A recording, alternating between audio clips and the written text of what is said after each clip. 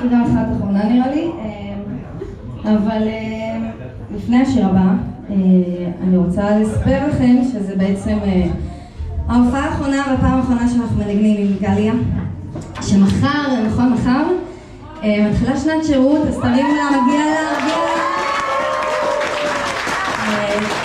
גליה כבר 3 שנים איתנו, נכון? 3 שנים, צודקת.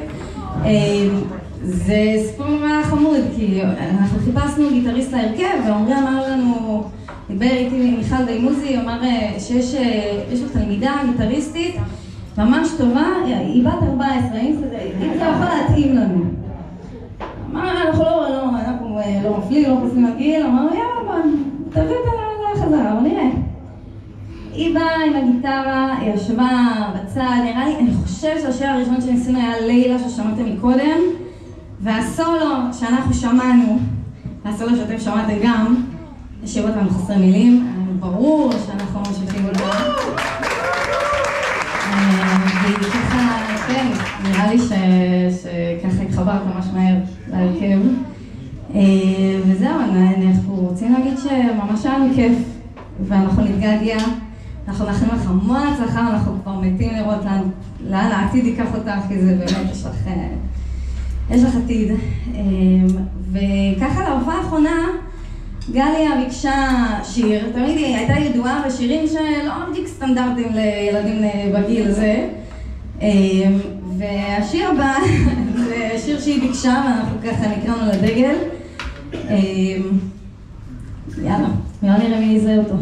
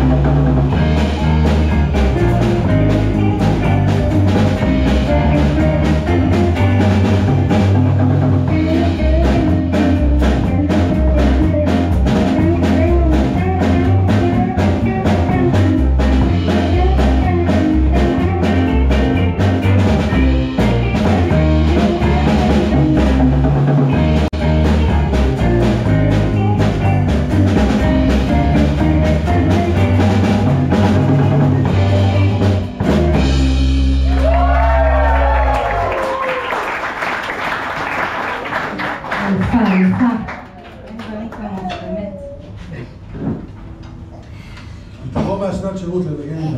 כן, לא נוותר.